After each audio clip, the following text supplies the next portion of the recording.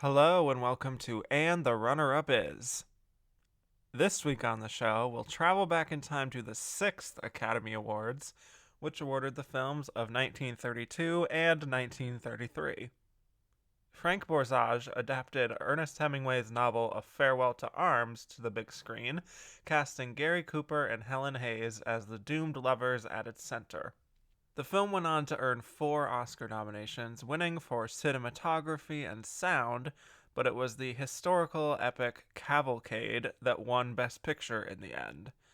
So, why did A Farewell to Arms come up short? We'll explore all this and more as we discuss how the Oscar almost went to A Farewell to Arms.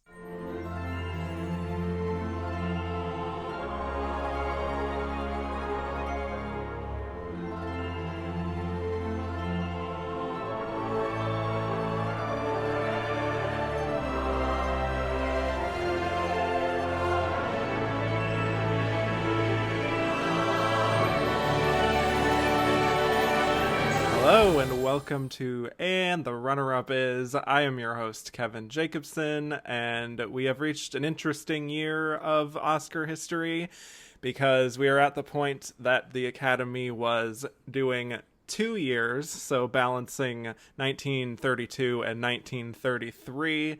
This was the last year that they did that before switching to just the calendar year. And I suppose that's relevant because we are going back to that again this very year with 2020 and 2021 at the Oscars. So that's kind of fun. So my guest today is someone I'm very excited to have on. You've heard his marvelous Twitter usernames through the course of this show. Love Kyle, Faye Dunaway's Salad Boy, Mr. Mistopheles, and of course everyone's favorite, Glenda Miss Jackson if you nasty. He's on the show officially now. Please welcome to the show, Kyle Bailey. Hello, hello, hello. Hello, I'm so excited to have you on. Yes, I just got back from filming seasons 5 and 6 of The Crown, where I will be Wow, playing Glenda Jackson, that's very exciting. showing off on Thatcherism. Yes, I appreciate you for giving the exclusive here. Welcome. Yes. So, we are talking about a very fun Best Picture lineup, and we are talking about the confirmed runner up of this particular year, A Farewell to Arms, which lost to Cavalcade, a film that many people have opinions on. And I'm sure we'll have fun dissecting that one. But first, we're talking about the runner up, A Farewell to Arms. So, it's an adaptation of the Ernest Hemingway novel of the same name. It tells the story of a doomed romance between an American ambulance driver named Frederick and a British nurse named Catherine. And the two of them meet during World War One, and he's working for the Italian army. She's working for the English Red Cross, and they meet each other during a bombing raid. And eventually he gets injured in the war, and he's attended to, and eventually they get married, and eventually, he's sent off into battle again while she is holding on to the secret that she's pregnant with his child. And the two of them try to keep their love alive as they're split apart by war. So the film was directed by Frank Borzage and written by Benjamin Glazer and Oliver H.P. Garrett, adapting Hemingway's novel. It stars Gary Cooper as Frederick and Helen Hayes as Catherine, plus Adolphe Menjou and Mary Phillips. And A Farewell to Arms was nominated for 4 Academy Awards, winning 2, but not Best Picture.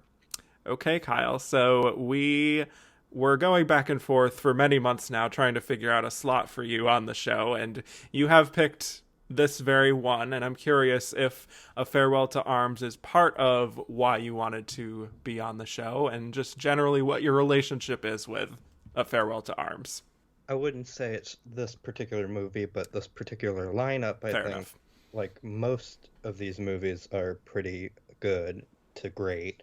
And it's just, I think it's one of the better lineups of the 30s, like from, we'll get into the one that's not, but yeah, my first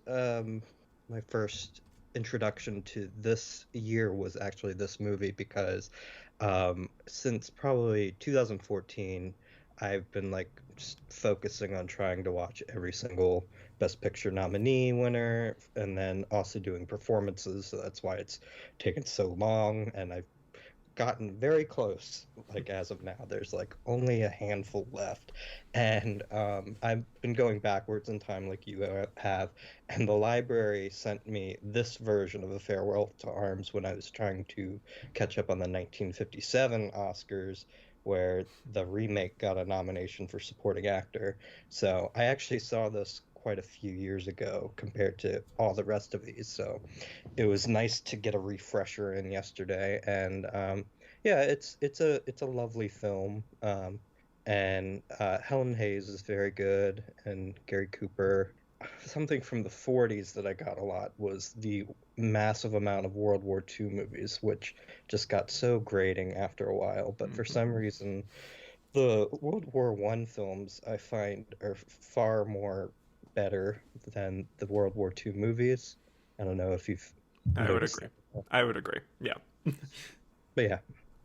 Yeah. Well, so as longtime listeners of this show should know by now, I am a big fan of the romantic melodrama in general. So this is one that I knew would probably be up my alley. But the thing is, I'm also not the biggest fan of Ernest Hemingway, and I know that they took out large chunks of the novel for this adaptation, so I don't want to just lay this all at his feet here, but I do find there to be something missing here. I struggled to sort of pinpoint exactly what it was after I finished it, but I think it's a few things. I will say first off that I do think this is a pretty good movie. Not a great movie, but it does a lot of things well. Like the cinematography is impressive. The editing work on some of the montages of war are well done. And yeah, Helen Hayes is great. For me, it might come down to two things that are holding me back. One is Gary Cooper. I've talked about this already. I'm not a big fan of Mr. Cooper. It's Mhm. just his stoicism really kind of reads more as blankness to me than anything that's like super subtle and naturalistic. So I struggle there. And then number two is that I think that the movie overall is kind of rushed. I'm not sure if it really takes the time to really make you care about this central relationship because they just fall in love very quickly and suddenly they're like eternally bound to each other. And I just didn't think that there was much room to breathe and really sink into the story. I do think their chemistry is pretty good, and it seems like they're on somewhat of the same wavelength personality wise. In like, you know, they're both these solid working class people who have this sense of duty and values, but this this romance that they've found together is just like that's what makes life worth living. And I think it explores that theme well. It's just I sort of wish there was more space to really explore that. Have you watched the 1957 version? I have not. That movie is a borderline three, or it's like 2.5 hours to 3 hours long, and So like double the length of this. yeah, it's like very long, and Yeah. I don't know. The only worthwhile thing about that movie is a young Elaine Stritch as Mm. one of the nurses. But I much prefer this version to that version because I don't know, maybe it's just that version has lesser quality to this one, but I just felt like this got to the point a little bit faster. Mm-hmm. But I understand what you're saying. I think Gary Cooper and Helen Hayes, they have really lovely chemistry when they're falling in love towards the beginning. And then I think Gary Cooper really sells it by the end Mm-hmm. when he has to lay out all of his emotions when Hayes is on her deathbed. But I agree, he's not my favorite actor of this era. But I really like there's some great battle scenes throughout, so it's got a lot to offer. Mm-hmm. Um, but yeah, it's not my favorite of this lineup, but it's a good film. Yeah. Well, diving into these performances a little more, Gary Cooper, yes, I happen to not care for him very much as an actor in most things, so there can be that distance for me. But in a way, I could sort of see an argument that his style here works more because, you know, it's like he's serving in the military. There's a certain type of American masculinity that he really is able to exude. The problem, I think, is in many of these scenes where he's thinking about Catherine, and I don't know if he's really communicating his emotions well. And I Hmm. think there is a way to do that, to sort of play a character who doesn't show their emotions super outwardly, but still is able to suggest some type of motivation and the idea that you just care so desperately to be with this person you love. And I don't think he really gets there. I thinking of the scene where he's like out in the woods and he's suggesting that he wants to desert the army to Hmm. find Catherine, and that sense of desperation is just not really there for me. It's just Hmm. the same frequency he's always been at, just delivering lines with the same tenor. It just feels to me like more him being guided by the story rather than him really taking charge and like inhabiting this character in a way where you forget about all the plot mechanics. And you know, part of that might just be in the script, where I guess I didn't see him as a guy who would make that choice to be a deserter regardless of how much he loves Catherine. Hmm. um well, in the beginning, I think it's sort of suggested that he's not some big rah rah believer of the war or anything. So I guess that's sort of established, but I don't know if I'm really sensing that through his performance. Hmm. So I guess what I'm trying to say is that it feels very tell, not show, in Hmm. when it comes to Gary Cooper in this film. I don't know. But diving into Helen Hayes, she was just coming off a Best Actress win, and I imagine this would have been one of those parts that was really sought after with actresses at the time. And I think she's really quite effective here. Yeah. I think especially in that final scene where Yeah. she's dying, spoiler alert. And yeah, she lays it all on the table there, and I'm surprised that like if this movie did so well at the Oscars that she wasn't at least nominated for it coming off of a win. Mm. But we'll get into that actress race later. Yeah, I, there were only I three slots, so maybe she would yeah, have made a field of five.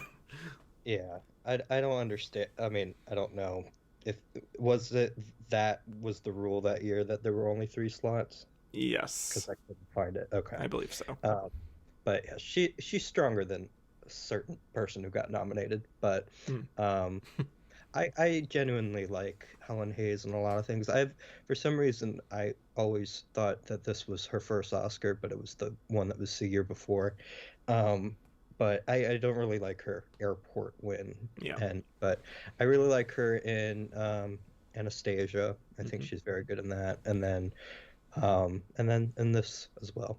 And she's very good in her first Oscar win. That the name is escaping me right now, but The Sin of Madeline Claudette. she gets to go a little cuckoo, Yes, but always you'll fun. get into that next time. Right. um, but I do think she's really strong as I don't know how much the character is really on the page so much as her really suggesting her history, and Hmm. just kind of that perseverance she has is really quite captivating. And yeah, I think she's able to really communicate so many different emotions all at once, as you were saying, especially towards the end, and really most of that second half of the film where they've mostly been separated. And Hmm. it's like she's trying to put on a brave face and smile and just be like things are going to be okay, but she's also very much, part of her is like very upset, very on the verge of tears. So I think Hmm. she really brings a lot to a part that I would imagine she spent a lot of time in preparation, probably just like filling in the blanks of who Catherine is more than what's actually on the page, or maybe they cut some stuff out that we didn't see. But this feels like a part that she really put a lot of thought into, I Hmm. suppose. And I will say, you mentioned the montages sequences there. I think that sequence where he is going on that long trek to find Catherine Hmm. is pretty exceptional. I think it's a remarkable piece of editing that, from what I can recall, doesn't have any dialogue, where it's just like bombing and gunfire, and he's swimming through a river, and all these innocent people are caught up in this senseless war. And I feel like the theme about just the horrors of war that were in the novel are shown here the most, just in this montage, rather than really something that's felt throughout the whole film, which could be why Hemingway didn't really like this adaptation. But I think it's one of the clear best sequences of the film. Yeah, I'm kind of surprised that we didn't get the three Franks in the best director race with Yeah. Frank or Casey here, because between that scene and then I really like the scene. I can't remember if it's right after when Gary Cooper's in the bed waking up, and it's like all done through his POV, Yes. where it's kind of going through the hospital. I thought that was really interesting and cool. So I think there was a little bit of controversy with the director swap before this. I forget who the original director was, but I don't know if that came into play at all. But yeah, for a movie that was the runner-up, it's kind of surprising that it didn't get a little bit more of the above the line nominations. Yeah, I definitely thought the same, because this is, I mean, he's really directing the hell out of this. I think even more, like, you see that effort more than you see even like the writing, I think. So yeah, I'm also surprised. I also want to talk about Adolphe Menjou, who plays Frederick's friend Rinaldi. And this is an interesting character because I think there's a reading of this story and this film that you could make that this is sort of a love triangle, you know? And not necessarily with Catherine at the center, but Frederick. Because he's very close with Frederick, he's affectionate, and he's always calling him baby. And one of his big goals is like separating him and Catherine as much as possible. And he does some pretty questionable stuff as far as separating them, like censoring all the letters that Catherine is sending him. So he's really kind of meddling in their lives, and on the surface it's because like he wants Frederick to focus on the task at hand, and he kind of sees Frederick's love for Catherine as something of a weakness, I think. But then there's something underneath that I am picking up on that's almost like maybe he just wants him for himself. And I know I'm not on an island here with this interpretation, because I did do some research and I've read there are others who think it could be interpreted that way, kind of in a queer-coded way. I would say it's probably not Hemingway's intention originally to have it written and interpreted that way, but it's probably more the idea of like male bonding that is platonic, and the idea of brotherhood, boring stuff like that. But what did you pick up on any of that? I mean, I didn't really, I don't know, but I mean, a lot of these World War One films kind of have that, where the brotherhood kind of notion. So I didn't really catch on to that, but Yeah, more of a homosocial sort of thing. Yeah. I also enjoy Mary Phillips as Helen Ferguson, aka Fergie. Yeah, I got that too. Is she gonna start singing "Be Italian"? Yeah, I mean, right? It's the Italian army here, so come on. She does not have time for anyone's shit, especially these two lovebirds here. I mean, she doesn't have a whole lot to do, but she definitely stole a few scenes, I think, as kind of the comic relief. Yeah. I especially like the scene where he's come back from war and he's just desperate to find Catherine, and she's just in bed and she just rolls over. And not that it's like a funny scene or anything, but she's so blunt where she's just like, I'm not going to help you. I hate you. I hope they catch you and shoot you. Yeah. I liked the movie. I didn't love it, but I liked it. Yeah. Well, the ending, I think, is very emotional, even though it's very over the top and kind of weepy. Yes, spoiler, we already sort of talked about it, but they've reunited and she's lost her baby, and she's not doing well. Maybe I missed something, but I don't think it's super explicit exactly what's happened to her, but the suggestion is that it's something to do with complications with the baby, right? Yeah, I had to look it up just to clarify. I was like, why is she dying again? I forget. Right. Um, so their big reunion is where we get to see some actual emotion from Gary Cooper. And I think they both really effectively communicate just this horrible situation, just the tragedy of it all. And the scene where he holds her and is comforting her, I think is very moving, Hmm. especially with all of her expressions. And she's just like staring at the ceiling. And I mean, to be honest, it's a scene that sort of made me wish that the first three-quarters of the film sort of gave me that level of an investment in this relationship for it to really pay off with this whopper of an ending. But Well, I was reading also on America's number one credible source, Wikipedia, mm, that there was an original end, or that this particular original ending like made people mad and that wanted a happy ending. So in some versions of the movie, it was cut out.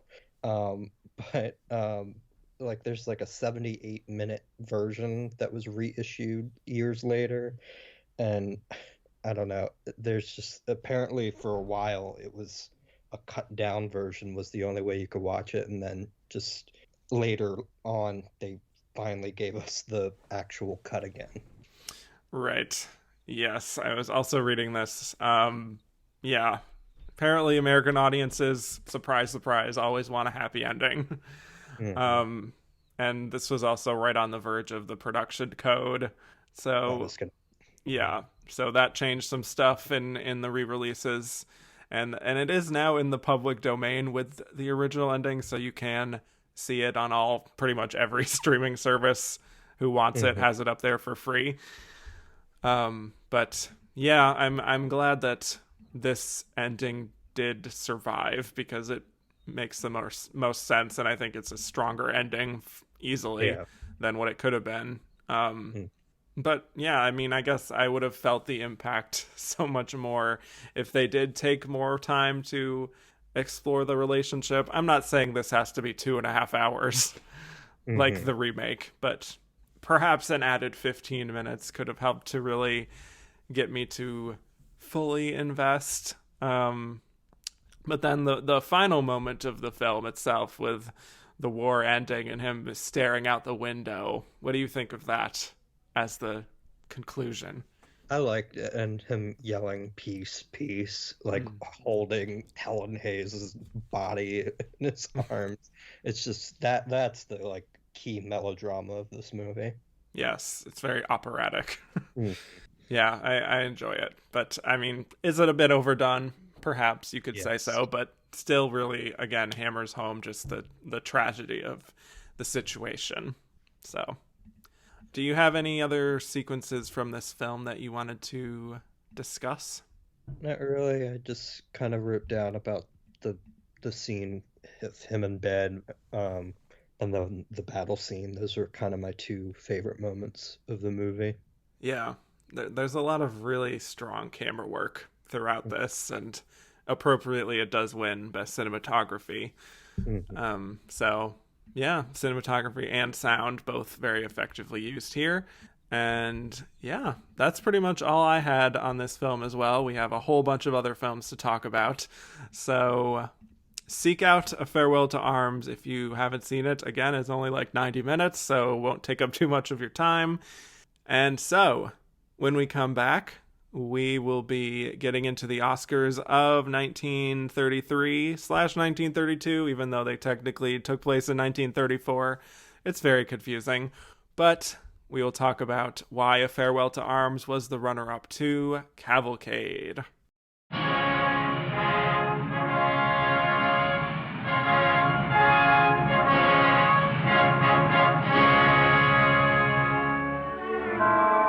What sort of a town is this? Any girls? Many beautiful English nurses. The most beautiful is Miss Barkley. How do you do? How do you do? You're a grand girl. I'm a crazy girl Why? to stay out here. Miss Barkley prefers you to me. You like her? No. I wish he could do something really sinful. Everything we do seems so innocent and right. You'll never get married. We will. No, you won't. You'll fight before you'll marry. Oh, we never fight. You've time yet. We won't fight ever. You'll die then. Fight or die. That's what people do. I'm going to be away for a while. Say I'll come back to Catherine. I'll come back to Catherine. I'll always come back. But at my back, I always hear time's winged chariot hurrying near. Oh, darling. I shall lie awake in the dark and cry because you're not here. Send this one back. I do not like to see him lose his head over a woman. Something happened to her. I've got to go and find her. Well, that's desertion. What does this war mean to me anymore? What does anything mean but finding her? We seem fated to bump into each other in the dark.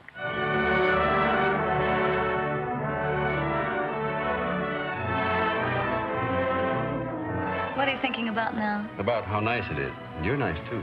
I'd be very glad to have you kiss me.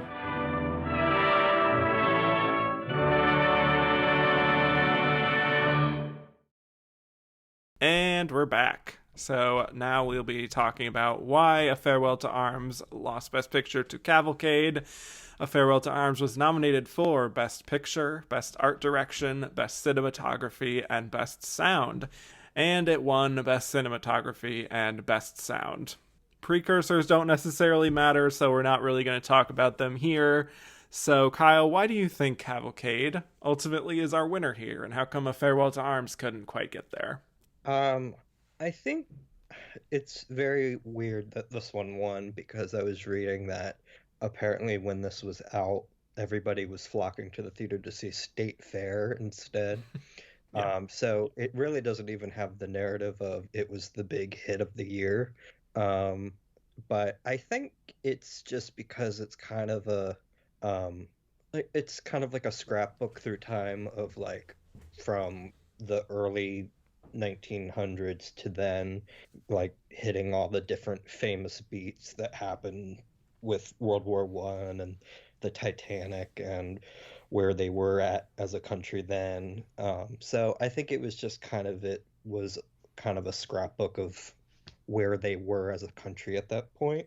I don't really know. I mean, it just doesn't really stick out amongst the rest of the films that are nominated, and it definitely does not have the longevity of the rest of the films. But I don't really know what they were all going crazy for. Yes. And from my own research as well, I have read that, it wasn't exactly the most popular film, even though critics really did like its approach. I had not seen Cavalcade before this past week. It was one of those Best Picture winners I just didn't have any interest in, and I knew that I was eventually going to be watching all of these for this podcast, so I just waited until now to finally watch it. But I find Cavalcade to be extremely pretentious in that it is trying very desperately to be about something. Mm-hmm. And lots of stuff happens to this family, but I don't think the movie puts in the work to really make you care about them at all. No. The idea that they're caught up in all these big world moments is like this almost Forrest Gump type of situation before Forrest Gump. Yeah. And it just doesn't really work. Although the reveal that the sun is on the Titanic on the night of its sinking is kind of darkly comedic in a way that I don't know if it's intentional, but I laughed. So I rewatched everything yesterday, and I don't recommend watching 11 movies in a row. Then it just got very taxing. And, but I watched Cavalcade. It was one of the last ones of this bunch that I watched, probably in September, I want to say. So I had vague memories of it, but I did not remember that Titanic reveal, and then I was actually looking out for it this time, and I was just like, that was it. That was the reveal. He just walks like away, and it's like one of the whatever those things, the life raft that just says Titanic on it. I'm like, what a stupid reveal.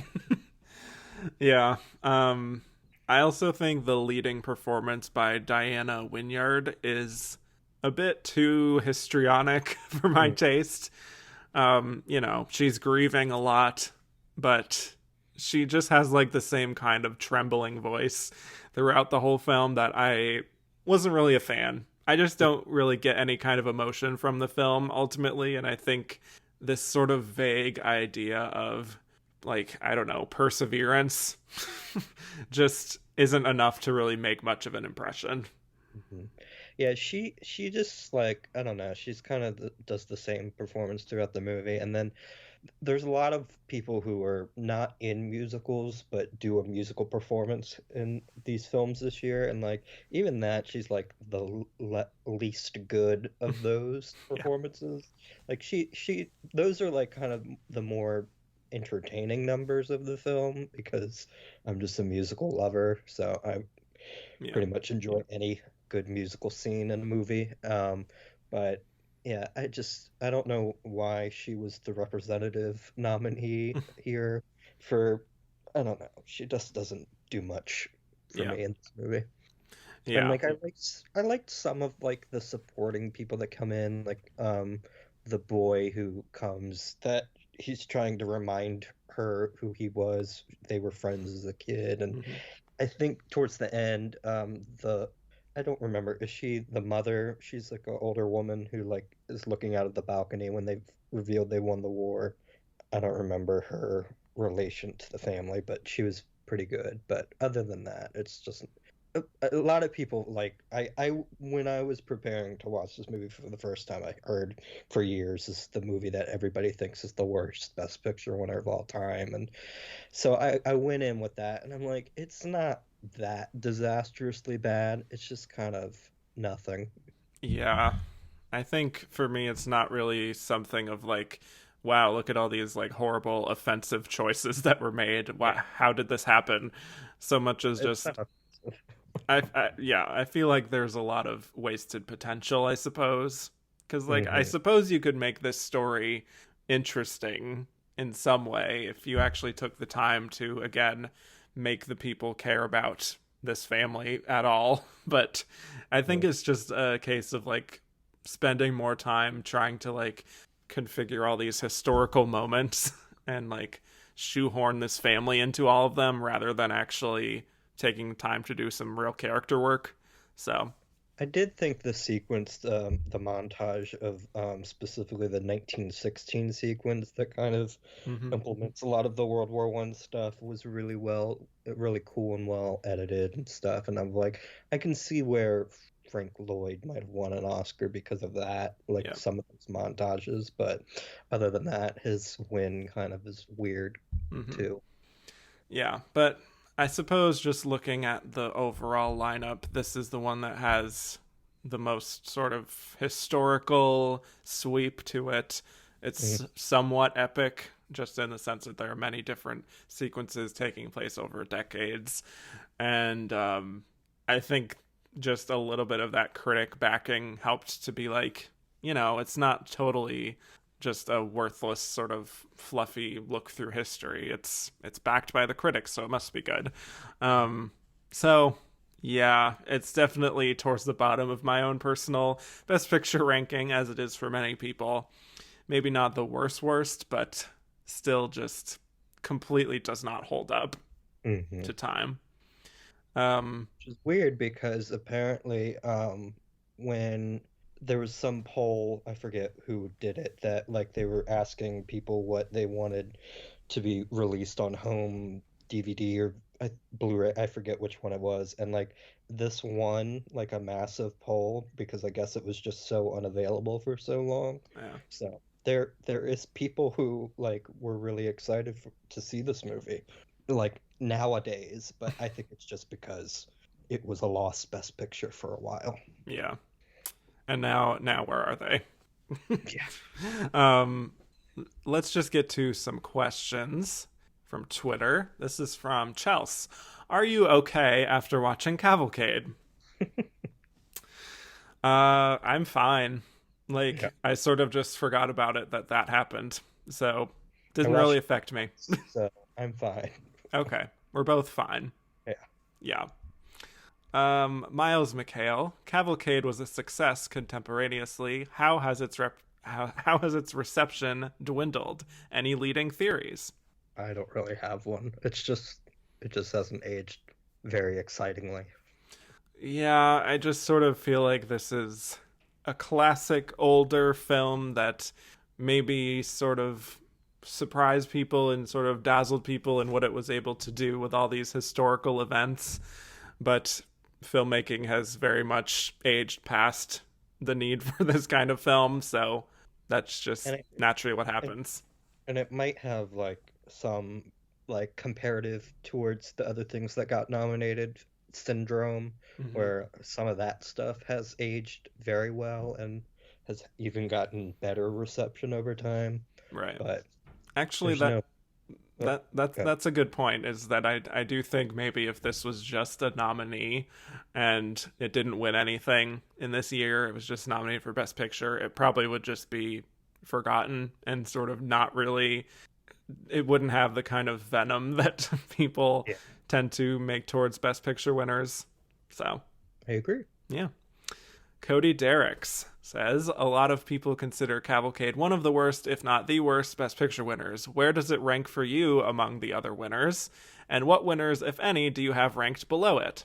So I took a look at my list because I snooped at the questions. Good. And I have it. So I officially watched every single film that won Best Picture, I think around the same time I watched this, because Cimarron was the very last one I did, because HBO Max convinced me that they had Cimarron, and then I realized about 30 minutes in, it's like, wait, this is in color, and that doesn't make any sense, and I did not realize that they remade Cimarron in 1960. So I had to circle back to it. And so I have this place as number 75, so I'm not going to get into the like 15, 20 movies that are underneath it, but it's not the worst in my book. That's relatively high. Yeah, there are some that just I hate even more. Like Dances with Wolves is my very bottom. I just hate that movie. Yeah, well, that's Braveheart. Yeah. Let me just take a look at my list. I actually have it fourth worst. So I just have it above The Greatest Show on Earth and Tom Jones and Crash. So that's that. Definitely in the bottom 5 for me. Just one that it's one of those that's almost like it's so forgettable that sometimes that's even worse than movies that really just like offend you and stick out in your mind as like, I hate this movie. It's more just like, I forgot that I even watched it last week. Yeah. That's kind of that range of movies for me. Like it's right above The Life of Emile Zola and right under Cimarron. So it's just kind of that period of I don't give these movies a second thought. Right. Exactly. Jackson DeStefano. Some people say Cavalcade is the worst Best Picture winner, even worst Best Picture nominee, while I go as far as to say it's the worst film ever nominated for any Oscar. Does the film live down to its reputation, or are you kinder to it? I suppose kinder to it in that regard, but ultimately not for me something I would ever really be like a defender. Yeah. It just to stick the knife even harder into Jackson, I do believe that Life is Beautiful, one of his favorite movies of all time, is one of the worst films that's ever been nominated for a single Oscar. Well, there you have it. Shots fired. All right. I hope he enjoys that comment. Let's move on to Marcel. That Titanic reveal scene in Cavalcade. Thoughts? We already got into it. Yeah. Sort of funny, kind of throwaway, and it's fine. Sure. Mark Lamb, how much did the TV show Upstairs Downstairs copy from Cavalcade? Servant Named Bridges, Music Hall Maid, Life from the Boer War through the 1930s, Titanic, Death of a Main Character, etc. Well, I've never watched that show, but I know that show inspired Downton Abbey a lot, and I've only seen the first few episodes multiple times because I've tried to watch it multiple times and just never could get into it. So I understand the dynamic that he's trying to get to. And I definitely saw some of that in those earlier scenes, but I can't speak onto the whole arc of the show. Right. I have not seen Upstairs Downstairs either, but I have seen a season of Downton Abbey. And so I definitely feel that, Julian Fellows kind of feels like he took a bit from the whole idea of like this one family who's going through the decades and dealing with all the turbulence and the trials and tribulations of life in Britain and all of that. So I suppose it's a tried and true concept. So are we ready to move on to the other Best Picture nominees? Yes, let's get into the ones that I actually like. There we go. All right. Let's start with 42nd Street. So, big Busby Berkeley musical Broadway film where it's all about the lead up to the production of a big musical called Pretty Lady. And then the last 20 minutes or so are just various numbers from the musical. We've got Dick Powell, Ruby Keeler, Una Merkel, Ginger Rogers and her monocle. Big ensemble. And there's some interesting stuff going on here that feels kind of pre-code as far as like the interactions between the men and the women. There's this very leering producer that is kind of uncomfortable.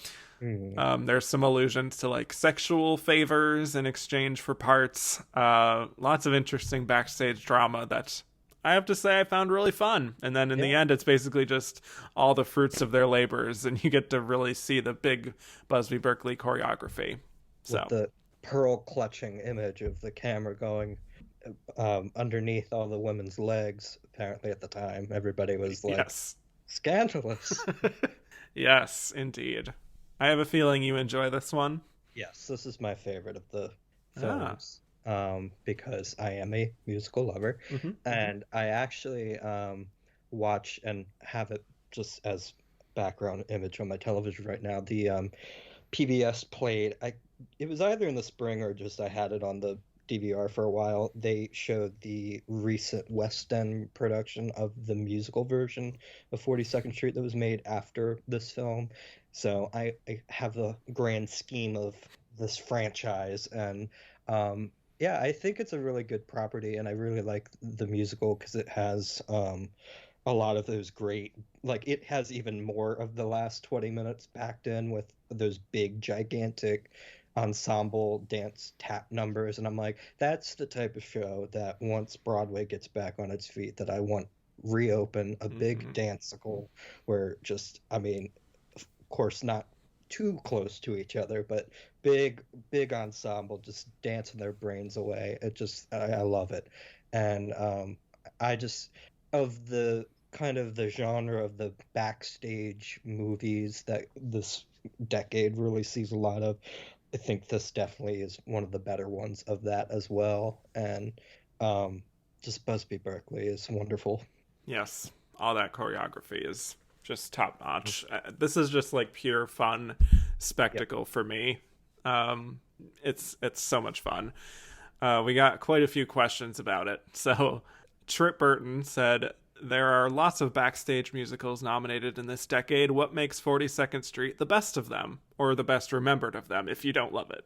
Well, I think because a lot of the other ones, they don't actually get to the actual on-stage show. They kind of just focus on the backstage stuff. Yeah. I think this movie really sells it because you see them getting it together, and then you finally see the grand, like, final product, and it delivers. And I just think that, like, everybody in the ensemble is really fantastic. Yeah. And it's really fun. I think this is an example of, like, sometimes I feel like there can be some movies and movie musicals where it's like the musical sequences are really incredible, but sort of the stuff in between is kind of lackluster, or vice versa sometimes. But this is a case where I think both of them are fantastic. Yeah. So, Mark Lamb, why is everyone making such a fuss for Ruby Keeler when Ginger Rogers is right there? Yeah, I mean, I think Ginger just doesn't have as much to do in this because I was kind of looking out for her in this, and she gets to wear that monocle very well, and I think just kind of all the performances are uniformly good. I don't think anyone really stands out more than another, so Yeah, I mean it's easy to just have your eyes drawn to Ginger Rogers because she's Ginger Rogers. mhm. But I think Ruby Keeler definitely holds her own here. I certainly enjoyed her here more than in the movie I talked about last time. I think it was Here Comes the Navy. Could be Yeah, one of the others. Yeah. Flirtation Walk, one of those. I get those yeah, two mixed up. yeah. Yeah. I think the actual director of this, because Busby Berkeley was just kind of in charge of the, um, what is it, the choreography. The actual Dance direction. Yeah, the actual director was, I think he did Here Comes the Navy, so that would make Yeah. sense. There you I go. can't, I thought I wrote his name down, but I didn't. Another one from Jackson DeStefano. What is a better duo, Ginger and Fred or Ginger and her monocle? Well, as the movie musical lover, I shamefully can only say that I've seen one of the Fred Astaire Ginger Roger collaborations, and it's Top Hat, which I really like. So I haven't seen some of the other ones, so I'm not well versed in all of their collaborations, but I do love Ginger with her monocle, but she's very good dancing next to an actual human being. I think Ginger and her monocle should have been in more movies. And I sort Yes. of feel like, again, maybe I missed something, but I don't know if they ever really explained why she has the monocle. You just sort of There's no accept it. executed. Yeah, there you go. Andrew Carden, do you think BB Daniels and or Ruby Keeler deserve nominations for 42nd Street, and which category would you place them in? I mean, with the other people who did not get in, because there's a lot of great people who did not get in, I wouldn't rank them above them, but I still think they're very good. And I guess Ruby is more of a lead. Yeah, I don't know. for sure. I would say so. Again, I Now, mean, supporting categories were not invented yet, so you can't really even say you could place them in supporting. But yeah, I I also would wanted I to would go with mention Ruby. the director's name is Lloyd Bacon. I Ah, just looked it up, and I think he deserved a nomination, especially for the big musical scene. yeah. It's just, especially the shot that I mentioned of them going through the legs is just so iconic. Hmm. I think it's the cover art for the DVD. And Yep. I also wanted to mention I really liked Dick Powell. Um, I, first time watching it, I should mention that half of these movies I watch at the very start of quarantine, so this is a full circle moment. Wow. Um, just and so I've tried to refresh my memory with them yesterday, and I was watching and I put Dick Powell in my lead actor lineup, but I remembered him being in the movie much more than he actually is. I guess he just made more of an impression towards the end. I think he's more of a supporting player actually, Yeah. but like you said, there's no actual supporting categories, so he would have been in lead anyways if he Right. made any impression. I don't think I would nominate either one of them, but that doesn't mean that they aren't giving it their all. You know, very spirited performances, which I enjoy. Barbara Godin, should Ginger Rogers have been given a supporting actress nom if there was one for either Flying Down to Rio or 42nd Street? I've not seen Flying Down to Rio. Neither have I. I really need to see some of these more of these Ginger Rogers musicals. Yeah. Um, but yeah, I mean, I don't really have much an opinion on that. If there was one, I don't think I would give it her for this, but I would give it to her for another movie that I'll talk about later. Okay. More on that later. All right, let's move on to I Am a Fugitive from a Chain Gang. So I had actually seen this one many, many years ago in my film studies class in school. It was one of the first movies we watched, just like chronologically going through film history. And I remember being just very impressed, and me and my sort of limited brain when it came to classic movies, I was like, wow, this is like really well paced, well acted. It gives like the same level of emotion of like a modern movie, and that's so cool. That's crazy. So yeah, watching it again now, I am still a big fan of this film, and it's easily the best I've seen from Paul Mooney, who we've now mentioned a few times in these 30s episodes. Running hot and cold with him sometimes as a performer, but here I think this is probably the best I've seen from him. He brings out his character's desperation really well, and he's playing a man who gets wrongfully imprisoned for 10 years and then just has to deal with all the brutality of prison, so he decides to make an escape and he becomes a fugitive. What are your thoughts on this one? This is the one upon rewatch that definitely grew with me out of the rewatching all of them yesterday, because this is kind of more towards the bottom for me. Not like the very bottom, but just kind of in the bottom tier. But rewatching it again, I was like, okay, I kind of like this a little bit more. I definitely agree about Paul Mooney. Yeah. Because the other two big ones that he was in, that you talked about, I don't really understand why he was such a big star at the time, but this is definitely his best performance. And it's just there's a lot of films like this in this time period, like a lot of prison films, but this is a little bit better than a few of them. There's a couple earlier on, like The Big House, that I like. Yeah. But yeah, I think the final act we'll probably get into that, but the final act of this movie is just really, really well made, and kind of another directing snub that is kind of jarring from Melvin Leroy. Yeah, for sure. And you really feel the danger, I think, throughout a lot of this film. And Paul Mooney, I think, is just very expressive. And it's really kind of brutal to watch sometimes, especially with this being a pre-code film. Just the violence within the prison is very real, and it doesn't really shy away from that. There's a few really gripping action sequences, and the chase scene at the end, which you might have been alluding to, very thrilling to watch. One of the better action sequences of this era that I can recall. And I think this is one that probably would hold up pretty well for a lot of people watching it now, just in terms of how it sort of does feel just like a classic action fugitive type of film that isn't too dated compared to some of these others. So yeah, it's definitely the one out of this lineup that I hear a lot of kind of film scholars and more classic movie people talk about still. I mean, other than like 42nd Street, because that's kind of just an overall classic on multiple mediums. But this was kind of the big critics pick of the year too, so I think there was somewhat of a divide between audiences and critics on this film, because it was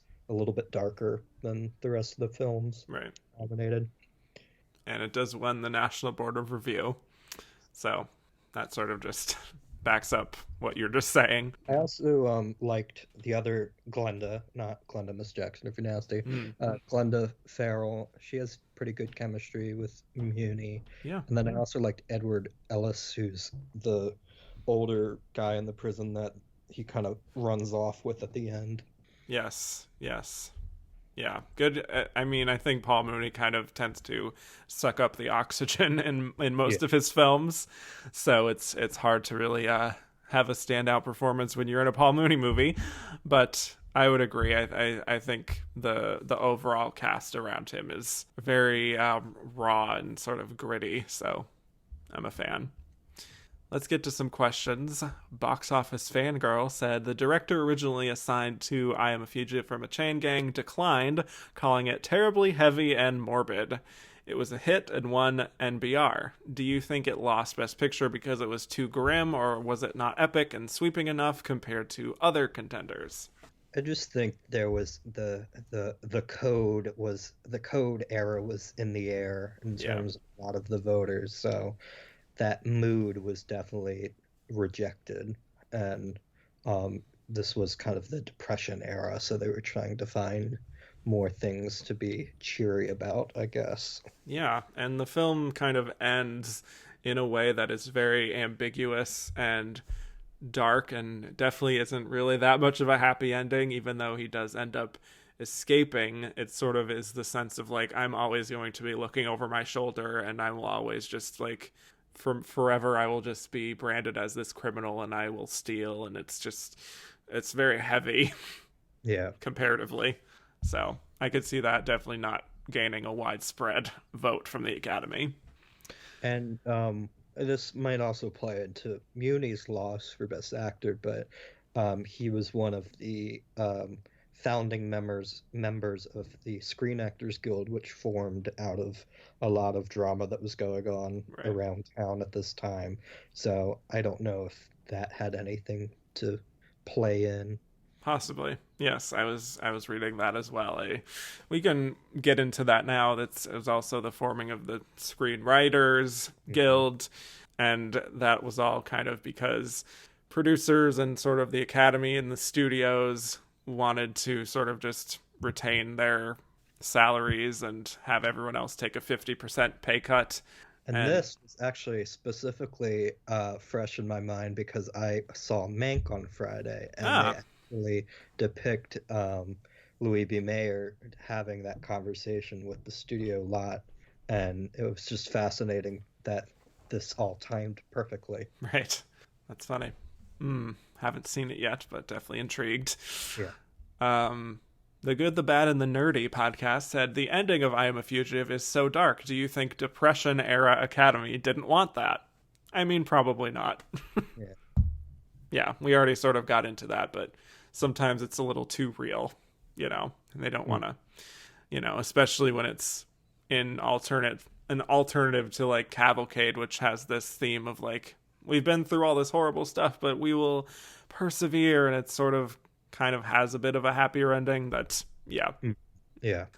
Trip Burton said, has seeing I Am a Fugitive changed your thinking on Paul Mooney? I think he gives an all-time great performance there. I mean, not overall, but I think this is definitely his best work. Yeah. But I think he gets lesser and lesser as time goes by. Yeah, which can happen sometimes for actors.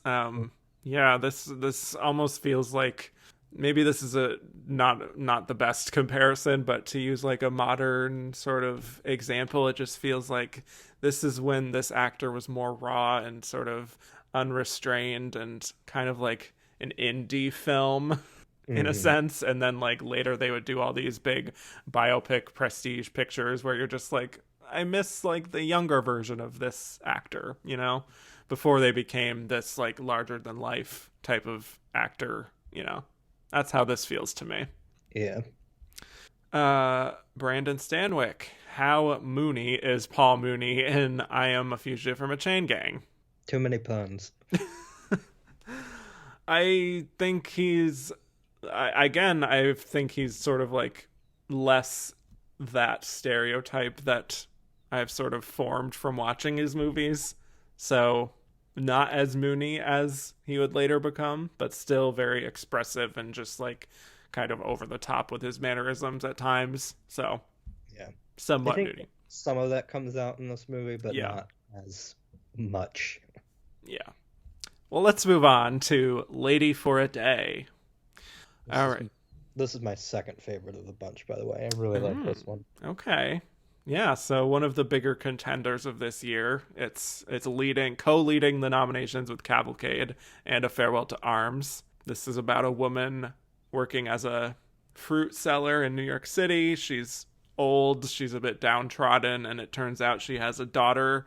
She had a daughter many years ago who was sent away to a convent, and she is hoping to reunite with her mother, kind of under the assumption that she is an aristocratic woman. So this guy who's a gangster helps to basically transform her into an upper class woman and keep up the ruse that she is this rich woman that her daughter thinks that she is. So May Robson gets a Best Actress nomination here.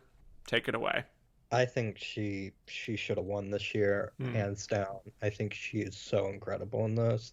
I knew going into like this lineup that like something like 42nd Street would appeal me, but it's always like these movies with generic titles that like are the ones that like will catch me off guard when I was like, wow, this is actually much better than a lot of the forgettable kind of stuff that gets nominated.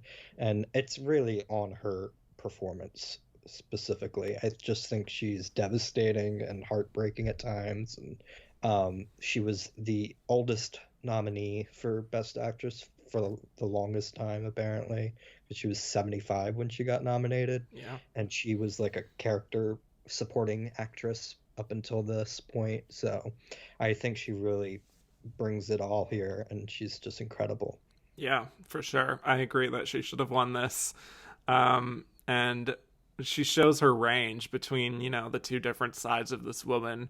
And she plays it very authentically as this woman who is poor, and then also as a woman who's just trying to keep up appearances as this rich person.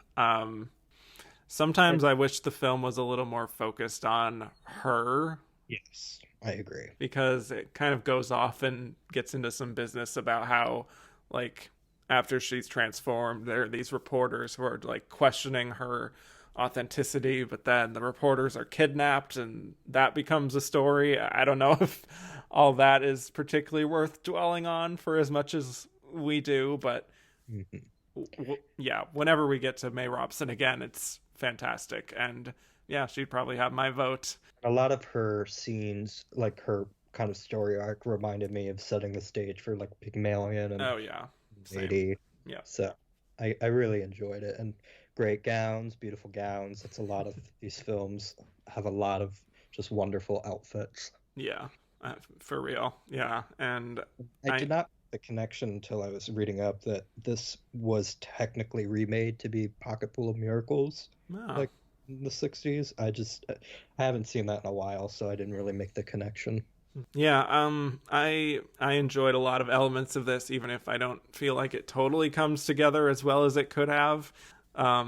If they had like really focused in on like this woman's full journey, but yeah, still definitely a pleasant surprise as well for me. Luke Val said this is more about the director category, but they were all Best Picture noms, so I'm going to justify this to myself.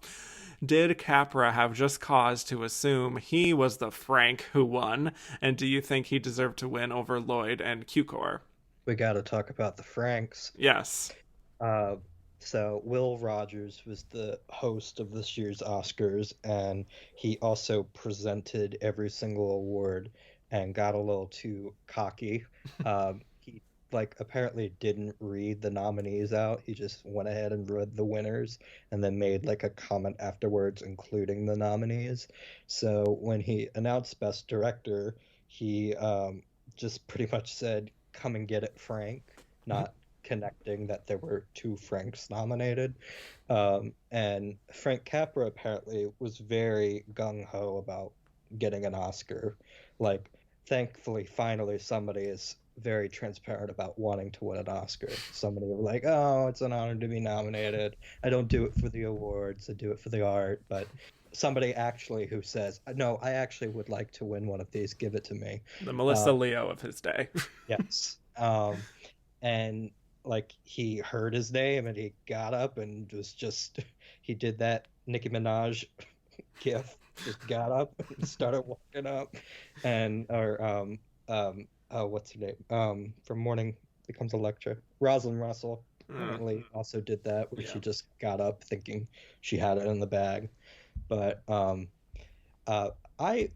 Inside Oscar, I don't know if the story is different. From Wikipedia, it says that Will brought George Cukor up as well to make it a little bit less embarrassing, but I didn't read that in Inside Oscar. It kind of seemed like by the time he realized it was far too late, he was embarrassed. Right. So there were conflicting stories about how it actually ended up being. But if they did bring up George, that would have been a nicer gesture. Yeah. Well, apparently he was second place, according to Inside Oscar. Right. So I feel like, it's probably... this is one of those things like when Sean Connery did that thing. Oh, yeah. Remember? I have another one. So when Sean Penn announced Best Picture for Birdman, he opened the envelope and said, "Who gave this guy his green card?" Yeah. And so many people were like, what just happened? Why did he say such like a racist thing? And I was like on Twitter going, guys, just to let you know, they are pals. He was in 21 grams with him, but Right. probably not the place to make that joke without context. Right. Yes. But yeah, Well, the Sean Connery, Catherine. Catherine and then meanwhile Kathy Bates is just like, was it me? Yeah. Like, Well, I always think about that, like with the Spotlight here, or 2015, where Mark Ruffalo and Mark Rylance were nominated, and not only are they both named Mark, but they're Mark R.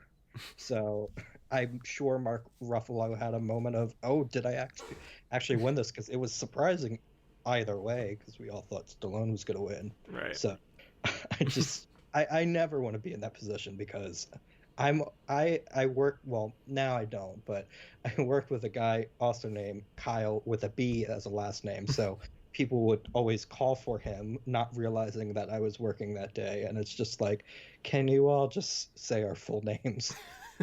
Right. Yeah, I wouldn't want to be in that position, but I do enjoy watching it whenever it happens. Yes. It's kind of like, I don't know if you recall the thing at the Grammys with Taylor Swift. Yeah. Where they're doing album of the year and they say Random Access Memories, Daft Yeah, Punk, and it's that was supposed another one that was coming into my mind, but I could not remember. yes, and what Taylor Swift was up the- for Red, and then like there's the Yeah. full shot of everyone and they're just like all like whoa, and then they're like, oh. Yeah. Perfection. Everybody look all of these things up. They're all wonderfully awkward. Yeah. All right. Shall we move on to Little Women? Sure. All right. So, one of the few stories to now get multiple Best Picture nominations. And I hate to say it, but Greta Gerwig was just able to provide like such a memorable and distinct version of this story that it's like the ones that came before, to me at least, are still good, but sort of pale in comparison, just because it's just kind of a straightforward telling of the novel, which is fine, but still. So this is the version that I watched like a couple days before I saw the Greta Gerwig one, because I'd seen the 94 version when I was doing that time period a bunch of years ago. So that one I kind of need to revisit just to be fair, to kind of really contextualize which one is better than each other. But I definitely agree because I was watching it and I was like, oh, this is cute. And then when I watched the Greta Gerwig version, I'm like, oh, I understand this now. Mm-hmm. With the kind of how she implemented the flashbacks throughout, and I cannot understand the people who are like, oh, it was so confusing. I was like, I thought it was like the most crystal clear way you could tell this story possible. Yes. People need to pay attention to the colors of a movie. I'll say that. The hair and the hair. Yeah. And just like any kind of context clues. And Florence Pugh's performance, where she's acting like a 12-year-old one scene and then a proper adult woman the next. Right. But that's another discussion. This one has Katharine Hepburn as Jo March, and I would say she's pretty perfectly cast as that sort of classic tomboy type of character. She gets to be fun and goofy, but also just like totally rip your heart out, and she completely dominates the film to the extent that I was actually kind of missing the other parts of the story, like all the other sisters, because they kind of almost feel like afterthoughts here. Yeah, I agree. And I had to look up how old Katharine Hepburn was when she filmed this. I think she was like 25, if I can do my math correctly. And she's just one of those actresses who I just think is 40 years old, like in every movie. She just has that energy to her. So I couldn't really pinpoint what age she was supposed to be at any point in the movie, but that's more just my bias. Yeah, that's fair. But I definitely think this is her best performance of this year. We'll get into that later. Yeah. But, yeah. Well, I agree with everything you said. One of my favorite discoveries, Edna Mae Oliver, is also here.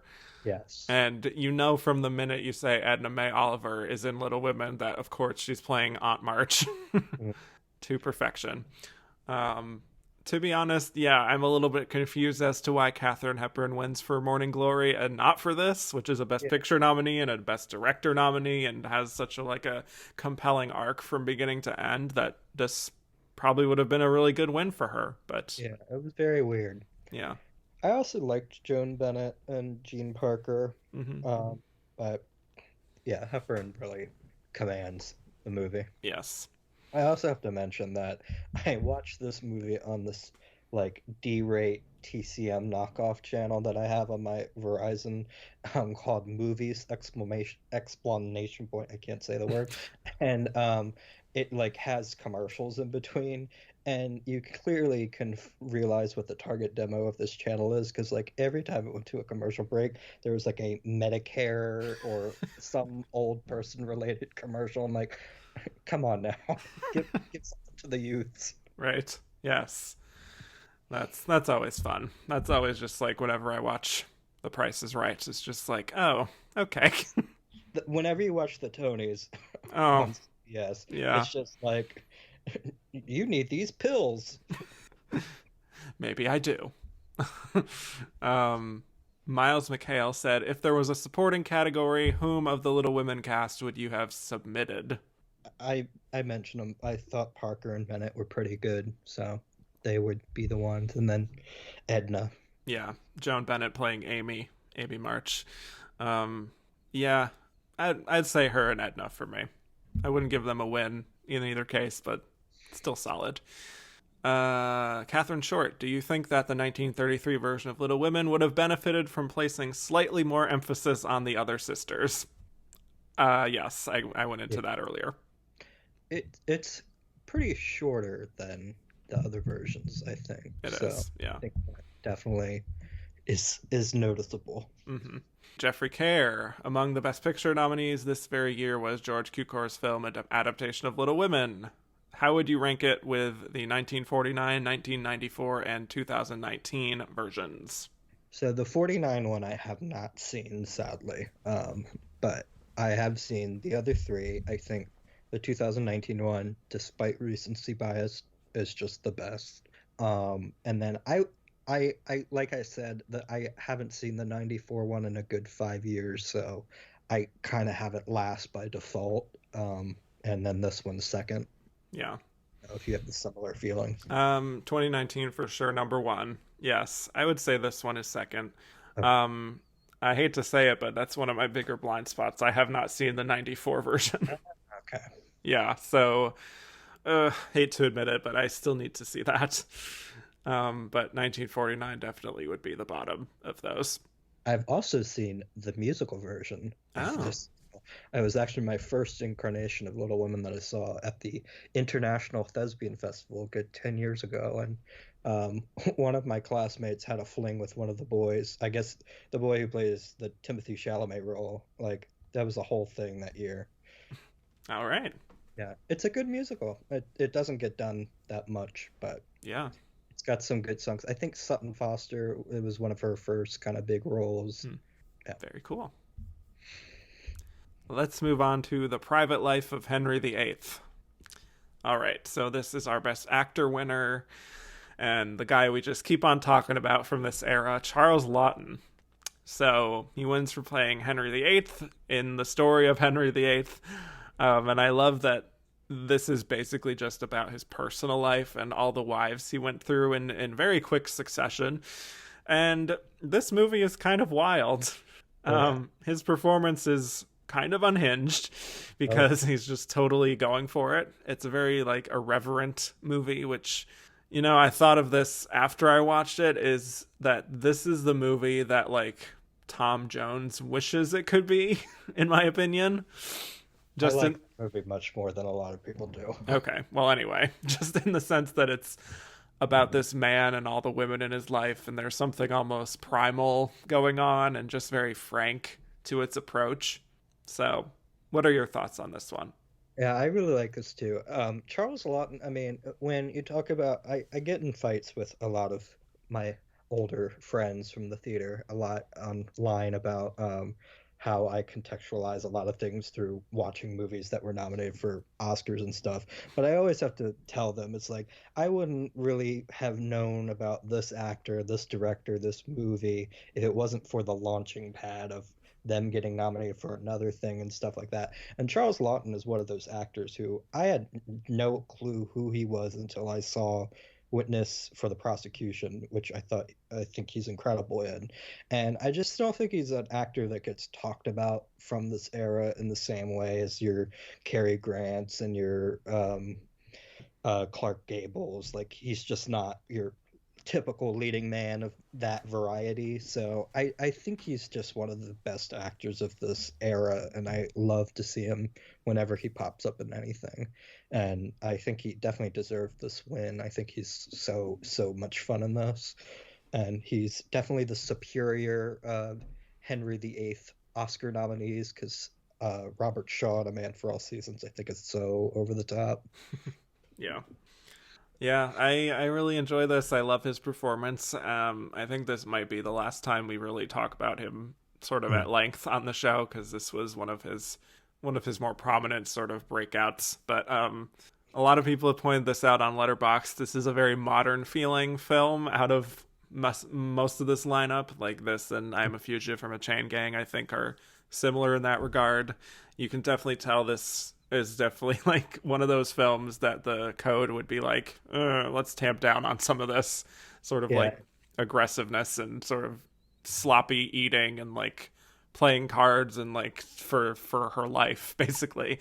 And it was made outside of Hollywood. Right, exactly. It was the foreign film, and it has like a special British version of the code thing that comes on before it, like a title card.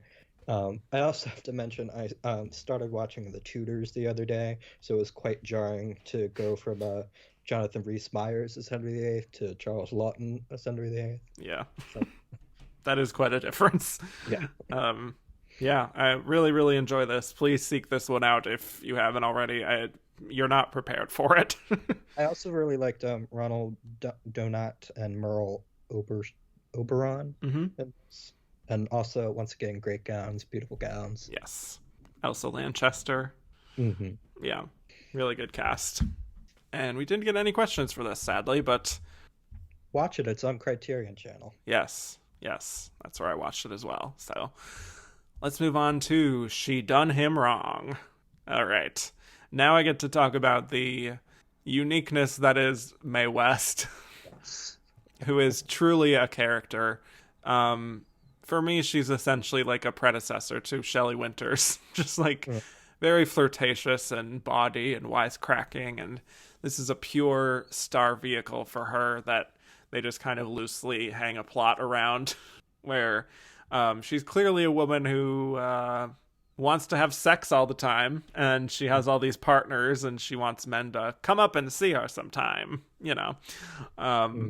Basically, the film is set in a nightclub where she's a singer, and then there's criminal activity, and Cary Grant is here in a super early role. I don't think the story really has much impact, and it's kind of forgettable. I think it's just sort of the main attraction of seeing Mae West do her thing. Yeah. And I think I read this when I first watched it back in March, but I believe this is the shortest Best Picture nominee of all time. Yes. It's 65 minutes, I think. Yes. It is an episode of a FX drama length. And I mean, this is definitely the Mae West show. I mean, she is eating up every scene she can find, and just wearing the most glamorous gowns and biggest hats possible. I thought she like had a real Dolly Levi moment coming into the club. Yes, with her giant hat. I mean, truly the biggest example of great gowns, beautiful gowns. Yes, I mean, I was just kind of like. Just gasping at just how glorious some of the gowns she was wearing. Yeah. She also mentioned Louise Beavers is having a good year because she's also makes an appearance in this movie and 42nd Street. Yes, uncredited. Yes, but yeah. But yes, I recognize ever since seeing Imitation of Life, I've just been like, is that Louise Beavers? Yes. Yep. Yeah. Yeah. movie could have added like 4 more Mae West musical numbers and just gone to the 90-minute runtime just to Absolutely. fill up the plot, because those were the great moments of this as well. Yeah, she's Just a her, good singer. Yeah, yeah. I'm a fan. Yeah, I mean, it's pretty forgettable, all things considered, but just all of her line deliveries, I feel like they're pretty much exactly the same every time, but she's just so confident and fun. Um, Apparently, she tried to like improvise some very scandalous lines, like, "Is that a pistol in your pocket, or are you just happy to see me?" And the censors were just like, "Absolutely not." how dare you? Yeah. Let's get to Mark Lamb. Did Mae West even come close for a nomination, or was the Best Picture nomination thought to suffice? I think what happened with Mae West was what I was saying about Chain Gang. The code mood was in the air, and there were knives out against Mae West. She had just been arrested for doing a scandalous play called Sex, and Yeah. she she also, the Catholic Church just hated her like with every fiber of their being. Yeah, she was like a poster child of like, this is I, what's I wrong with movies. I was trying to find what was the movie that really made the tipping point in terms of like really going full force on the code, and I feel like Mae West was one of their prime targets. Hmm. Of like, we can't let this woman get more powerful. Yeah. And yet, it gets this Best Picture nomination, Yeah. which is interesting. It sort of feels like one of those things where it's like, how can you nominate the film and not like this one person who completely dominates the film and makes it great? I think the 3 slots really kill Yeah. a lot of people Right. in this year, because there were a lot of great leading lady movies in this category that many of them should have gotten nominated. Right. Yeah. Which sort of, again, not to dump on Diana Wynyard again, but like, Yeah, I mean, she's clearly the one hogging yeah, that 3rd slot for Yeah. a lot of great people. exactly. Cat on a Hot Tin Roof Sunday said, could Mae West have gotten a Best Actress nom? I mean, in theory, she could, I suppose, but she did not. I mean, I don't even really think that she would have made a lineup of 5, to be quite honest. But I don't know how many of the Pearl Clutchers were in the Academy, but I'm Right. pretty sure there was a margin of people that probably overlapped. yeah, maybe if the Golden Globes were around, they would have not. They would have given a win to Mae West here for comedy. So, Yeah. All right, let's move on to Smilin' Through. talk about melodrama. Oh, goodness, the melodrama. Someone call Lord. I mean, this is really something with Norma Shearer and Frederick March and Leslie Howard. And it's this multi-generational thing where this is a very soapy plot, so strap in.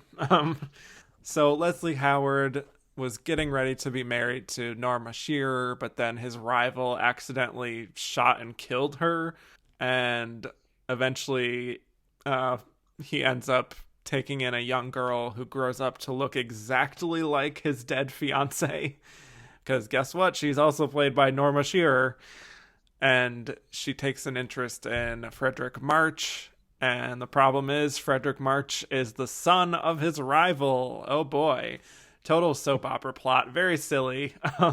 It's never really explained why she looks exactly like this woman, because I don't think they're related. So I don't know. I think I would understand maybe if they made it like a big metaphorical thing where he's just so deluded at this point in his life and like thinking about the past that he sees his dead fiance in this young girl he's taken in, but it's not really even that. What are your thoughts on this one? Yeah, I was just, the melodrama was pouring out of the screen the entire time, and Norma Shearer is just going full force here. And I think she gets a little bit lost in the melodrama. I have definitely seen her in stronger things in earlier years, but I really like Frederick March. I think he's another one of those actors who he's a little bit more talked about, like more than like Charles Lawton in terms of actors of this era, but I still think he kind of is not the household name that Cary Grant and Clark Gable are. But I think he's just every movie I see him in, pretty much, I think he's fantastic in. And I think he's kind of the one that really makes this movie like a little bit more grounded. Mm-hmm. Well, I will also stick up for Leslie Howard. I think he's pretty good here, even though he's playing a pretty unlikable character, and just kind of how stubborn he is about just not letting this young woman find any happiness because of this rivalry. But sort of makes it work. Norma Shearer's pretty good. Frederick March is cute. I think there's some level of charm to it if you just don't take it too seriously. Yeah. So, yeah. That's about all I got on that. Mark Lamb asked us, I know she had won recently, but why didn't Norma Shearer at least get nominated for Smilin' Through? I mean, like I said, I think she goes a little bit too melodramatic at times. That, I don't know, maybe that might have turned some people off. But she's playing two different characters. I mean, it worked for her co-star Frederick March the year before, because he won for Dr. Jekyll and Mr. Hyde. Yeah, double standard. Yeah, it's solid, but definitely one of those ones from this lineup that is quite dated. Yeah. But you can enjoy it for what it is if you know the context. Yeah. It's enjoyable, but like it wasn't gonna win any awards. Right. I also somebody sent a video of a very sloppy kiss that literally was like seconds away from actually happening while I was watching the movie, and I'm like, that's what caused the code. Yes, that we got from Ronaldo Sosa asked us about our thoughts on that. Very sloppy and wet, and like you could see the saliva. I was playing the part of one of the pro code people just clutching their pearls. I'm like, absolutely not. This is scandalous. That is going to titillate too many audience members. Yes. I feel like that's something that would be gross now. Yeah. Let alone in 1933. I can't do saliva and gross. Like, everybody talks about the movie Disobedience, and like that stuff just really like goosebumps on my arms. I'm like, I in the words of my other dead Twitter name, Valerie Cherish, I don't want to see that. Right. There you go. Well, if you do want to see that, watch the movie or go to my Twitter where I was asking questions, and you could see a lovely video that Ronaldo Sosa embedded for us. So there you go. Let's move on to our final Best Picture nominee, which is State Fair. So this was an interesting one because this felt like a really nice sort of slice of life film, which I haven't seen much of from the Best Picture nominees that I've been talking about lately. So it's all about this family that go to the local state fair, of course, and they're entering their pig into a contest. They're having these little adventures and exploring and falling in love, and it's just a really nice sort of enjoyable time, even though it also feels like the kind of film that you watch with someone and you're in the theater and you walk out and you're like, that was cute. You know, you talk about a few of your favorite scenes and then you don't really think about it much again. That's what I wrote. It's very cute. Cute. There you go. And I think probably why it was the big box office hit at the time was, like you were saying, there weren't a lot of these slice of life movies from this lineup. So I'm sure middle America was more appealed to this. Right. Yeah, probably. And the fact that it was just like this nice time in an era that like we were crippled economically. Yeah. You know, I just in my notes in all caps, hog wild. There's so many shots of pigs. It's true. There's quite a bit. Some pig. This is a better film starring pigs nominated for Best Picture. We want to talk about other movies that I think are one of the worst movies ever to get Oscar nominations. Is this babe slander? So much. Oh boy. Don't get me started. All right. Well, I won't invite you on that one whenever we talk about it. Which we probably won't, but I do think State Fair is just a nice little time capsule of like a certain brand of small town America. I think it mostly works. There's a fun little pre-code element to this where one of the sons in the family is falling in love with a trapeze artist, and she's like very flirty and seductive and making eyes, you know, making advances. And Janet Gaynor is also here. She's sweet. She falls in love with David Niven. I thought the shots on like the Ferris wheel and the roller coaster were really cool for that time. Like it's just like that's not something you really see from a lot of 1930s movies where like just usually the camera's just sitting still. But yeah, good expansive, just good use of production design, and yeah, I would agree. Mark Lamb said, which state fair is best, 1933, 1960s with Pat Boone, or the 1945 It Might As Well Be Spring version with Gene Crane? I have never seen any other incarnation of this story, but okay, well, neither have I, but I was curious to see if you had. I believe there's a musical version of this story too, but I've never seen that either. Fair enough. I guess by default we'll say this one and see what happens when we see these others. State fair enough? Yes. That's a terrible one. Thank you. I'll be here all week. Moving on. So this is a question in general for the Best Picture nominees from Best Picture Cast. If you had to remake one of these movies in 2021, which would you pick, and who would you cast in the leading role? I did not see this question. I would think about it a little bit more. Let me look at them again. You do yours, and I'll look over. What if I was just like, Little Women? Let's do one for 2021. Let's see. I don't even know how you remake She Done Him Wrong when it's like, unless you just do Melissa McCarthy as her SNL version of that character. It might have been her.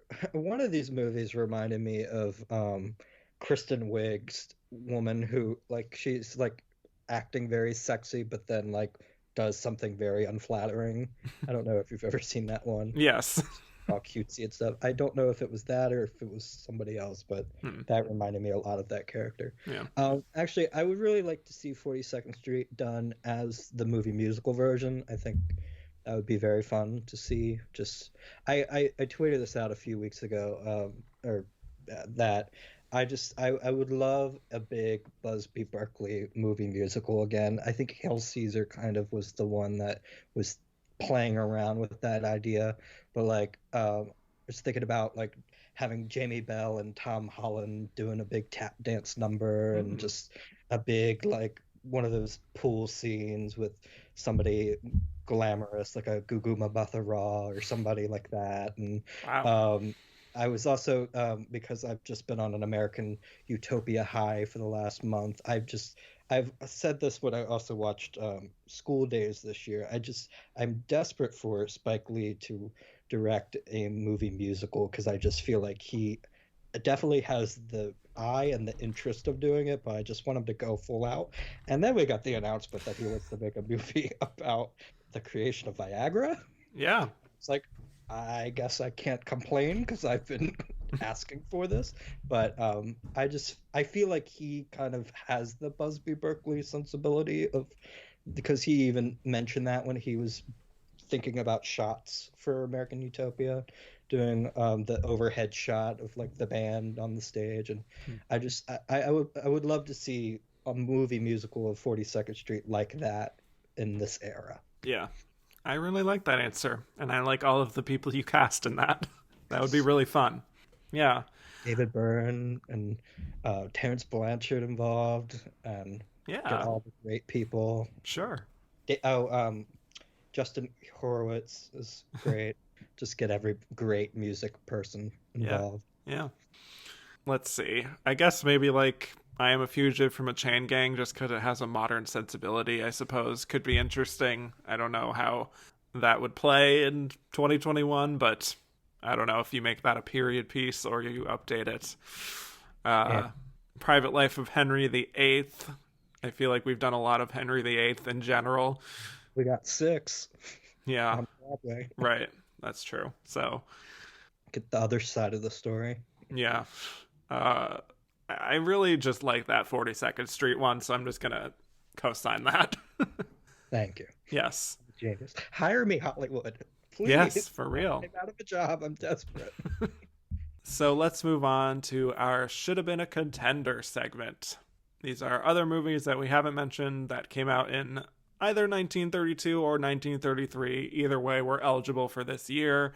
Kyle, do you have one at the top of your list? Well, we have to also make the distinction. It's August 1st of 1932. So I tried to check the dates and make sure I didn't go too far into 1942. Good. On this, but I don't know if you wanted to talk about the other Oscar nominees first. Talk about Morning Glory. Yes. Let's go to Morning Glory first.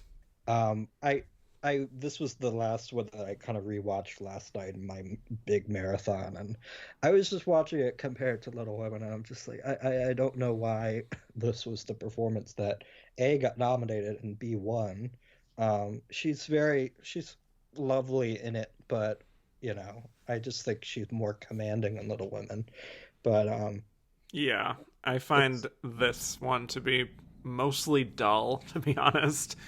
A lot better in concept than in execution, I guess. And she's playing an actress who's hoping to become a star, and so she's just being very charming, and she's like reciting Shakespeare at one point. Yeah, there's like she was doing Romeo and Juliet just at a party. Right, as one does. Yes. As I imagine Katharine Hepburn might have done in real life. Who knows? Yeah. So there's like a love triangle situation. I guess I think the problem with the film is that the people around her are just not really giving as much as she is. The actress that she was understudying, I just was like, what are you... I don't know what is going on here. Yeah, agreed. And I think the material is so bland and average, mostly, that this is another case of a movie that would probably be forgotten if it weren't for her winning her first Oscar for it. Sort of the same thing with Bette Davis and Dangerous. It's just like these forgettable, middling movies that these incredible actresses win Best Actress for, and you're like, but why that one? Okay. Yeah. I definitely think it was shiny new object type, like Alicia Vikander, great year, breakout star year for Katharine Hepburn. Right. Yeah. I do love that she never has changed and always was this way. The night that she won her Oscar, she informed whoever that she was on a boat to England. Just did not care to show up to the ceremony, and I don't think she ever showed up for any of her wins. No, or her nominations. Yes. So her, Glenda Jackson, Woody Allen, just never showed up for the wins. And I believe she said she was leaving to be on the boat this very night of the Academy Awards. Yeah, because she had just come off of a very poorly reviewed play and just wanted to get away. So. Yeah. But she stayed the same way she was from the start. Yeah, consistency. We got a few questions about this one, actually, from Ronaldo Sosa. Now that you're on Kate Hepburn's breakout year, I wanted to ask you what it is about her that made her have such a long career, and why is it that she kept getting juicy and challenging roles well into her 60s and 70s during a time when women were discarded after turning 40? I think she just has a unique energy to her, like screen presence. Like, I don't think she is like her contemporaries. So I think people really gravitated to her for that reason. Yeah, you're right. She's just very, there's no one like her, I don't think. And she had that gravitas, but she also had a bit of that playful energy that I think, even though people might have accused her of sort of playing herself, quote unquote, in a lot of parts, I do think she has a lot of range in general. I definitely think some of her later period movies are kind of her career best work, like Lion in Winter and Long Day's Journey into Night, like in terms of her nominated performances, and suddenly Last Summer, like those are the roles that I really, really love her in. Some of these early period ones, like the one that I love from her from this period is Bringing Up Baby, and that's the one she didn't get nominated for. Right, exactly. Yeah. I don't know if you will agree with me on this, but I don't think it's a great like one-to-one comparison. But if there was any actress I could compare her to in terms of the specific type of actress she is for this time period, a modern day example for me has been Frances McDormand. Yes, she very much has that kind of wise, um, cracking sensibility, Yes, fiery whenever she shows up. right. And like she keeps getting these very specific roles that are very well suited to her, even when like a lot of her other actresses her age aren't really getting parts. Yeah. So yeah. But Frances does actually attend the Academy Awards, even though she frequently dismisses them. One of the best like cutaways, just go-to cutaway people at an award show. Yes. Or Olive Kitteridge here, where she's just looking dead straight. Or just like fanning herself. And then I loved during Three Billboards with Sam Rockwell where you could see her pushing the cameraman out of the way. It's like, get out of the way. It's like, if I'm going to be here, I'm going to enjoy myself. Right, exactly. On my terms. And then her little dance at the SAG Awards. Oh my God. And I think it was also at the SAG Awards when they called her name and she got like a big reaction. No, I think it was also the Globes where she just kind of she like puts her hand up in the air and like flutters her eyes. She's just like, everybody calm down. And then of course her iconic Tony Awards outfit. Yes. I aspire to be Frances McDormand at an award show. Just giving 0 Fs. Yeah. Her and Tommy Lee Jones. Where's their Hope Springs? Ooh, I like it. Yes. Just going after each other. Melissa Leo in a supporting role. Oh my Lord. Hollywood. I'm just churning out these great ideas here. Come on now. Just get all these salt of the earth people in one movie and see what happens. Dale Dickey, get her involved. Wow, you are on fire. Thank you. Kevin Clowder said, "Why do you think Katharine Hepburn won Best Actress for Morning Glory rather than Little Women?" I really can't tell you. I really don't know. Yeah, I was trying to find that out too. I don't really have an answer. Nothing was made clear upon research why that happened, but yeah. I don't know. She recited Shakespeare really well. Maybe that was enough. Yeah. Well, we got this question from, Glenda Miss Jackson if you nasty. I've never heard of her. I don't know her. Interesting. A new Twitter user. I went after my... right. After my drag. Morning Glory 1933 versus Morning Glory 2010. Morning Glory 2010. I want to talk about this. Because for years, I've just wondered, is the movie that Katharine Hepburn won her first Oscar for the original version of the 2010 film called Morning Glory? Did she play the Rachel McAdams role? But that would not make any sense because it's about a television show and television didn't exist yet. That is such a charming film that nobody talks about and nobody liked at the time except for me. And Rachel McAdams is so great in. Yes, and Harrison Ford giving some effort in a movie. He's excellent. Love to see it. That was such a dreary Golden Globes year that they could have easily category fraud him into a Best Actor comedy or musical nomination. That would have been totally worth it. Yeah, absolutely. And Diane Keaton having fun. I always like to see it. And your Natasha Bedingfield needle drops. Always love those. Bring back Natasha Bedingfield. Do you have another one to talk about here? I mean, I also wrote down, I wanted to mention Berkeley Square was the other Best Actor nomination. And yes. I was going to rewatch that before this, but I woke up a little bit too late. But Leslie Howard is very good in that. And then I also caught up with One Way Passage, which was the screenplay winner that year, and that was good. But Three Little Pigs was the other big Oscar winner this year. Walt Disney becoming the first person to win back-to-back Oscars. And apparently this was like the lock of the evening because Who's Afraid of the Big Bad Wolf was like the song of the year. And apparently also, I did not realize this was the year that the statue was given its name by Walt Disney. He Right. like called it Uncle Oscar, and it's now held on to that. Yes, I think it's that like an Academy librarian said it looks like Uncle Oscar, Uh-huh. but then it sort of got passed around as like an inside thing of like we call it Oscar, that he was the first one to verbalize it on the telecast or something. I was reading all kinds of stuff very late last night. It's okay. Close enough. But yeah, that's where it comes from. Oscar nominees that I wanted to talk about just briefly, Mhm. but I have like I'll speed round so we're not here forever, but Okay.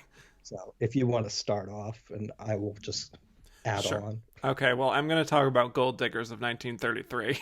which is one I have not seen, so go ahead. Okay, wow. So, first of all, the power of women. I mean, truly. This is so delightful. It shares some similarities with 42nd Street in that it sort of has the Busby Berkeley choreography and it's all about Broadway, but I think story-wise, this might be even better. Basically, it's about a showgirl who falls in love with this millionaire songwriter, and then turns out his family doesn't really want him to be with a showgirl because of, classist reasons. So then her friends all go about romancing this man's family and just gets all of them to fall in love with them.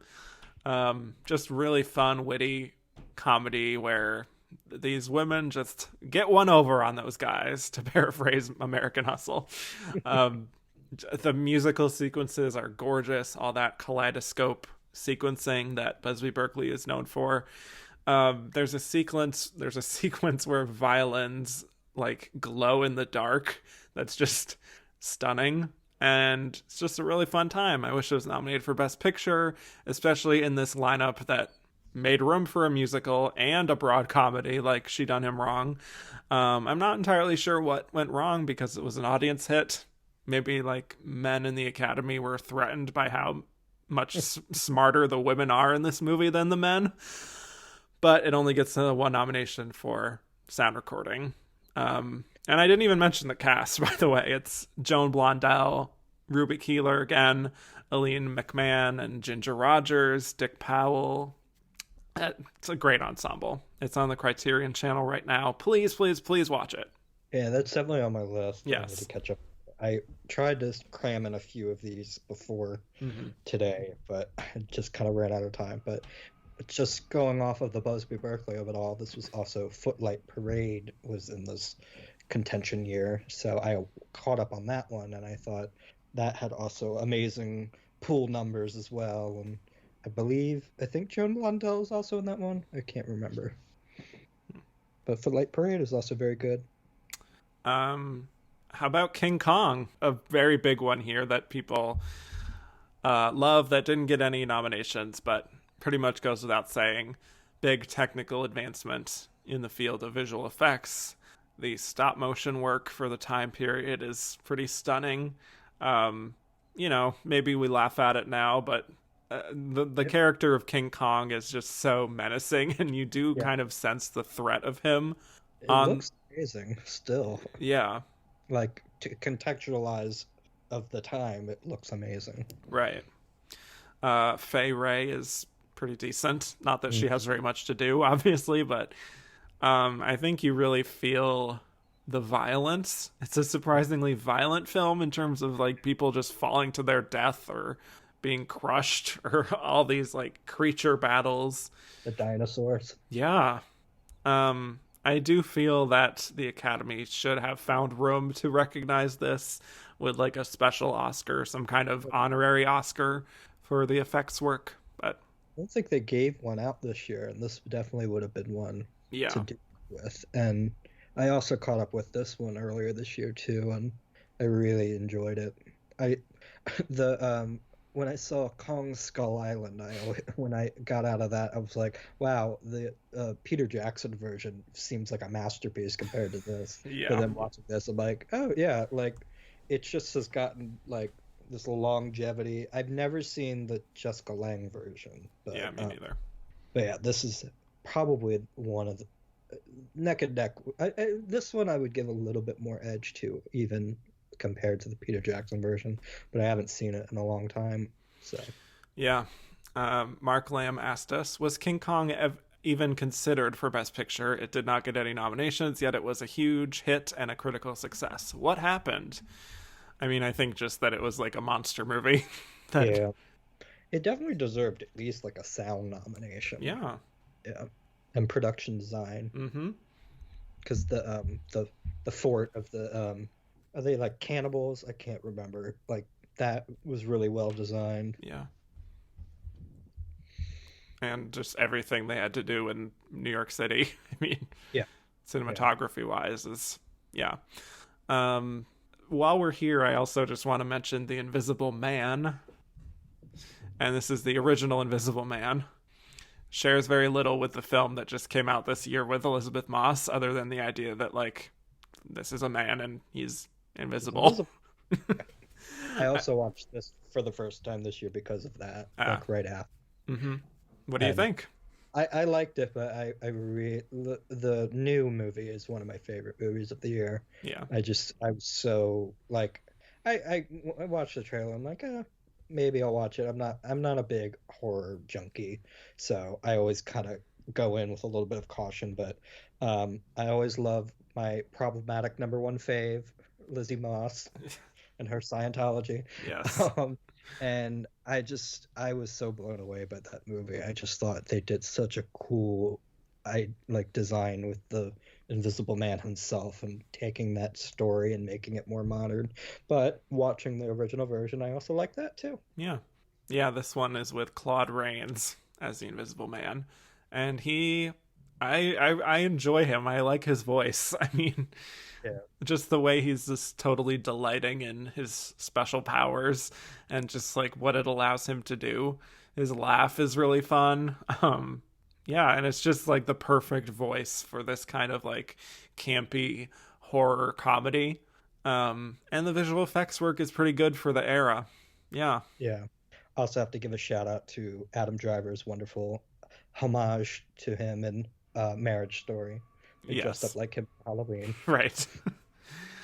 But our friends Gloria Stewart and Henry Travers and Una O'Connor are also in this. Yeah, I enjoy it. It's for me, it's almost more of like a comedy than a straight up horror movie. But Yeah, it's not like the Draculas of the era. no, yeah. But Mark Lamb asked us if there had been a special effects category, what would have been nominated? Perhaps Cavalcade, Smilin' Through, King Kong, Invisible Man. I agree with all of those. I would also I don't know how much practicality went into the state fair, kind of the rides. That's true. I don't know if that was all done effects wise, but yeah, it was a very kind of groundbreaking year with a lot of cool things. I mean, Chain Gang had that big bridge bombing scene too, yeah. so that would have been considered. Yeah. Well, that is all I have for movies for this. Do you have others? Yes. Okay. There was a movie that when Filmstruck was on its last couple weeks, pour one out for Filmstruck. Manola Dargis tweeted out, like, everybody before Filmstruck goes down, watch The Silver Cord. It's this pre-code film with Irene Dunn, and it's like one of those like overbearing mother movies, and it's got this really great performance from both Irene Dunn and Laura Hope Cruz, who's probably my best supporting actress winner of this year. It's a really well acted kind of one of those overbearing mother movies. And then I also caught up with a movie on Watch TCM called Bombshell, not related to the 2019 film, with Gina Harlow. She's very great in that. That's kind of another one of those kind of backstage movies, and she's just very glamorous in it. Dancing Lady I caught up with this week with Joan Crawford and Fred Astaire have a great little musical number. I caught up with that Fred Astaire collaboration. And Clark Gable is very great in it as well. And it has an incredible opening credits segment. And then Duck Soup was one I also caught up with. Oh, I forgot about Duck Soup. I have not seen. Yeah, I haven't really seen a lot of I mean, actually, I haven't seen any other Marx Brothers films. That's definitely a big blind spot for me. I thought this was very fun. It's not where the mirror bit came from, but it's like where it became famous, that other filmmakers kind of copied off of it, where you have like the fake out of a mirror where somebody is dressed similar to a person, where you kind of look at the mirror and kind of do the peeking behind it and just acting, mirroring each other's movements to act like it's a mirror. And I thought that was very fun to see where that kind of got popularized. I watched Big Business earlier this year, and that gets spoofed in that movie. And the other one, right before this, I watched Pego My Heart, which, according to Wikipedia, with citation needed, it said it was heavily rumored that her name is escaping me now. Who Amanda Seyfried plays in Mank. Marion Davies. Thank you. Marion Davies. She was rumored to be a write-in Best Actress nominee that year. Like, there was a big kind of contingency behind her. I thought it was very the original Wild Mountain Time, with lots of very choices are made for her accent work in that film. But she's an actress who I don't think I've seen particularly in many movies that I definitely want to catch up with now seeing Mank. So it was interesting seeing her kind of in this time period too, after seeing Mank as well. All right. Yeah. Wow. You've caught up on quite a bit. All right. So yeah, lots of movies. I like I said, I think this is a very good year in general. Much better than the year I just talked about. Yeah, I guess it helps that it's a year and a half. Right, that's true. Yes, I keep saying year when I really mean like 17 months of films. Yeah. But yeah, lots to catch up on if you haven't already. And you alluded to it at the start of the show, but this will be the very first year since that we'll have an extended time like that with the Oscar window, even though it's seemingly looking more and more pointless that we're doing this with less and less movies coming out. Exactly. Slated for January or February. Yeah. But it'll be interesting to see if that has any impact. I don't think it will. No. Yeah. Comparatively. We got this other question from Barbara Gobin. Can you discuss the best assistant director category? No, love. I don't know who these people are. Who are these people? Yes. I mean, it looks like all of them have Wikipedia pages. Yeah. So that's something. So the Academy decided to award assistant directors with nominations for 5 years, starting with this year. We haven't talked about it in any of the previous years, but yeah. What is there to say about this? Yeah, it's one of those roles, and I'm like, I don't know what you're judging here. Yeah, it's like, very inside. Like, it's hard to even say. Like, is the assistant director what like now is like the first assistant director where they're kind of in charge of running the set? Yeah, I think so. It's just like, how do you know how to reward that from watching a movie?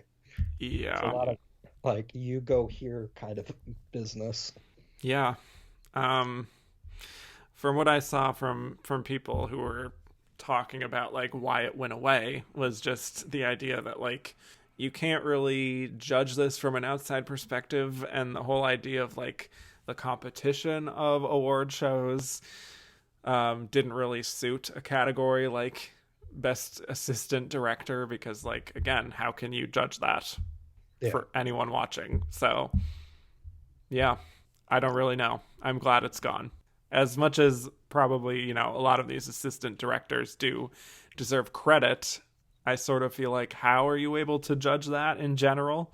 Yeah, like one of my teachers at my film school was, I think, a first AD. He actually shot the very first shot Pirates of the Caribbean 3, which is just a flag flowing in the like in the sky. It's like that's some of the work that you actually can see. They do some of the cut, like the over, I can't remember the word that they use, but like the kind of the cutaway shots that they fill in at times, but like that's pretty much all you could tell from their work on screen. Yeah. That they will do some inserts. That's what it is. All right. So when we come back, we will be delivering our verdict as to whether we think Cavalcade deserved Best Picture or if A Farewell to Arms perhaps deserved it more.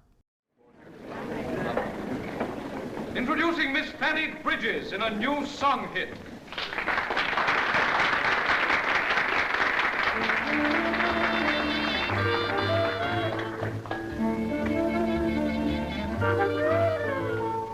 Why is it that civilized humanity can make this world so wrong? In this hurly-burly of insanity, our dreams cannot last long. We've reached a deadline, a press headline, every sorrow. Lose value is news value tomorrow. Blues, 20th century blues are getting me down. Who's escaped those dreary 20th century blues? Why, if there's a God in the sky, why doesn't he grin high above this dreary 20th century din? In this strange illusion, chaos and confusion, people seem to lose their way. What is there to strive for, love or keep alive for? Say hey, hey, call it a day. Lose, nothing to win or to lose. It's getting me down. Who's escaped those dreary 20th century blues?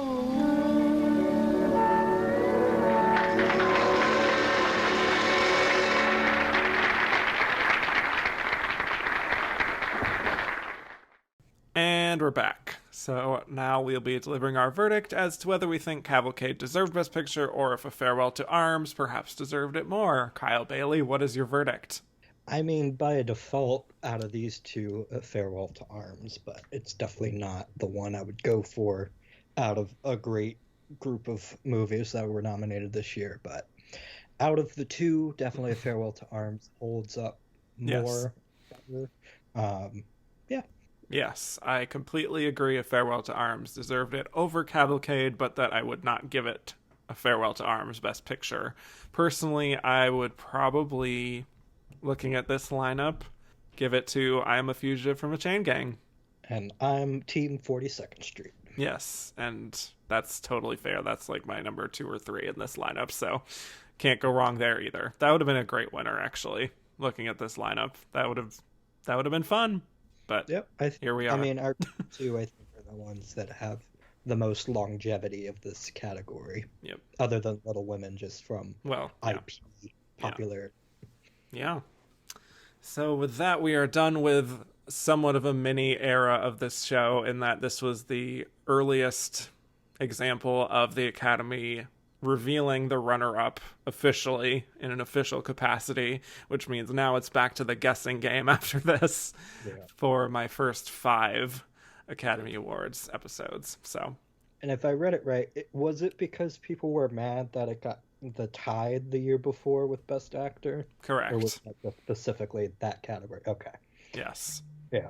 So we'll talk about that in a few weeks. But in the meantime, thank you so much, Kyle Bailey, for joining me today. This was a whole lot of fun. It was an honor. It was an honor to be nominated. Yes, of course. An honor to be considered. All right, all my ads in Variety as Melissa Leo in her big fur coat saying "Consider" finally paid off. Finally paid off all your hard work. And tell the people where they can find more from you on the internet. Find me on Twitter at KBaileyJAVA2. If you go for the number 1, you'll just get my overfill Twitter account when I tweet too much during an award show. And I also have a movie musicals podcast that I somewhat still do these days. It's very unorganized, but I should be doing a bunch of episodes next month because we got the prom and we've got this How the Grinch Stole Christmas Live that's coming up, and a bunch of fun Netflix original Christmas movie musicals like Christmas on the Square, and I'm going to try to cover some of those, so be on the lookout for that if you're interested. It's a very, very casual podcast that I don't put any effort into compared to this. But yeah. Lovely. All right. Well, you can find me on Twitter at Kevin_Jacobson. The show is at Oscar Runner Up. Rate, review, and subscribe if you haven't already. And if you are a patron, thank you so much for being a patron. And if you are not, you could find me at patreon.com/andtherunnerup for all kinds of bonus episodes. And with that, thank you again, Kyle. Thank you. And I will bid you all adieu.